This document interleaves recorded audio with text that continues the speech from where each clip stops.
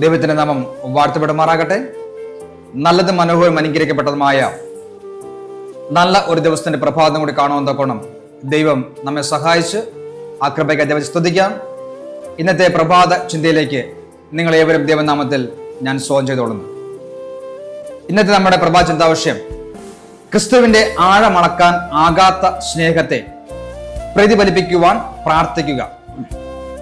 തീർച്ചയായിട്ടും കർത്താവായ യേശു ക്രിസ്തുവിന്റെ സ്നേഹത്തെ ഇന്നത്തെ ലോകത്തിലെ ഒരു മനുഷ്യനും ആ സ്നേഹത്തെ അളക്കുവാൻ തൊക്കണം കഴിയുകയില്ല.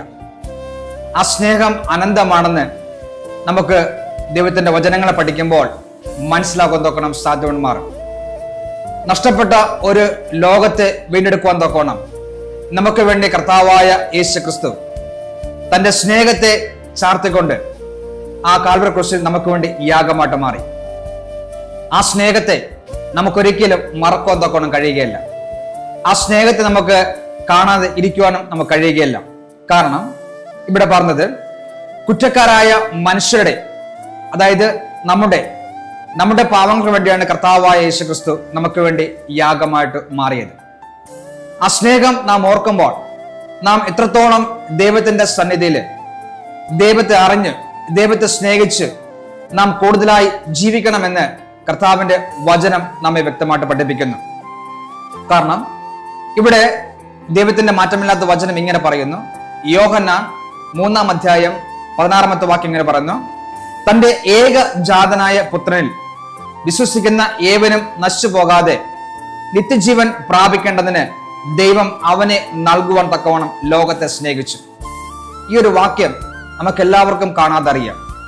കാരണം കർത്താവായ യേശു ക്രിസ്തുവിനെ ഈ ഭൂമിയിലേക്ക് പിതാവായ ദൈവം അയച്ചു. ആ സ്നേഹം കാൽവരി ക്രൂശിൽ നമുക്ക് വേണ്ടി യാഗമായിട്ട് മാറി നമ്മെ വീണ്ടെടുത്തു.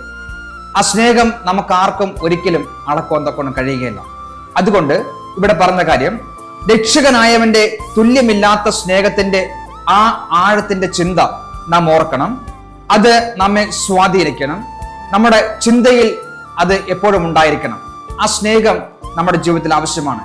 ഇന്നത്തെ ലോകത്ത് നോക്കിക്കഴിഞ്ഞാൽ സ്നേഹമില്ലാത്തതിന്റെ ഒരു കുറവ് നമുക്ക് അനേക കുടുംബ ജീവിതങ്ങളിൽ കാണാൻ തൊക്കണം സാധ്യതമാർ. ഇന്ന് അനേക കുടുംബ ജീവിതങ്ങളെ വേർപെട്ടു പോകുന്നതായ ഒരു കാര്യം കാണാൻ തൊക്കണം സാധ്യമായിട്ട് മാറും. എന്തുകൊണ്ടാണ് ഇന്ന് അനേക കുടുംബ ജീവിതങ്ങൾ ശിഥിലമായി പോകുന്നതിന് കാരണം എന്ന് ചോദിച്ചു കഴിഞ്ഞാൽ കർത്താവായ യേശു ക്രിസ്തുവിന്റെ സ്നേഹം എന്തില്ല നമ്മളില്ലാത്തതുകൊണ്ട് മാത്രമാണ്. നാം കർത്താവായ യേശു ക്രിസ്തുവിനെ സ്നേഹിക്കുമ്പോൾ നമുക്ക് ആ സ്നേഹം നിലനിർത്തുവാൻ തൊക്കണം സാധ്യമായിട്ട് മാറും. ഇവിടെ കർത്താവ് പറയുന്നു, നിങ്ങൾ എന്നെ സ്നേഹിക്കുമെങ്കിൽ എന്റെ കൽപ്പനകളെ നിങ്ങൾ പ്രമാണിക്കുമെന്ന് പറഞ്ഞു. അപ്പോൾ ആ കർത്താവിനെ നാം സ്നേഹിക്കേണ്ടത് ഏറ്റവും അത്യാവശ്യകരം മാത്രമാണ്.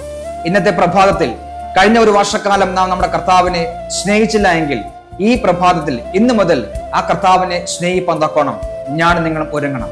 നമ്മുടെ കുടുംബത്തിലുള്ളതായ എല്ലാവരും, മാതാവ്, പിതാവ്, നമ്മുടെ മക്കൾ, നമ്മുടെ ബന്ധുമിത്രാദികൾ, നമ്മുടെ സഭാവിശ്വാസികൾ, നമ്മുടെ പാസ്റ്റർമാർ, നമ്മുടെ സ്നേഹിതന്മാർ, അങ്ങനെ നമ്മുടെ ചുറ്റുപാടുമുള്ള എല്ലാവരെയും നാം സ്നേഹിക്കുമ്പോൾ ആ ദൈവത്തിന്റെ സ്നേഹം നമുക്ക് പങ്കിടാൻ തക്കണം സാധ്യത മാറും. അങ്ങനെയെങ്കിൽ ഈ പ്രഭാതം നമുക്ക് സ്നേഹത്തിന്റെ ഒരു ദിനമായി തീരുവാൻ തക്കണം പ്രാർത്ഥിക്കുക, അതിനെ ഒരുങ്ങുക. ദൈവം അനുഗ്രഹിക്കുമാറാകട്ടെ. നമുക്കൊരു വാക്ക് പ്രാർത്ഥിക്കാം. അടിയങ്ങളെ ഏറ്റവും അതിവാത്സല്യമായി സ്നേഹിക്കുന്ന കർത്താവെ, നല്ല പ്രഭാതം ഞങ്ങൾ കർത്താവ് ശ്രദ്ധിക്കുന്നു. കർത്താവ് സ്നേഹത്തെക്കുറിച്ച് പഠിക്കുവാനും ചിന്തിക്കുവാൻ കർത്താവ് സാധ്യമായിട്ട് മാറി. കർത്താവെ, അങ്ങയുടെ സ്നേഹം ഞങ്ങൾ നിലനിൽക്കാൻ തക്കണം ദൈവം അങ്ങ് സഹായിക്കണം പ്രാർത്ഥിക്കുന്നു. ദൈവം അങ്ങ് സ്നേഹിച്ചതുപോലെ അടിയങ്ങളും അങ്ങേ സ്നേഹിപ്പാനും കർത്താവെ എല്ലാവരും സ്നേഹിപ്പാൻ തക്കണം സഹായിക്കുമാറാകണം. അവിടുത്തെ കൃപ നിറയ്ക്കുമാറാകണം. മാനവും മഹത്വം കർത്താവ് എടുക്കണം.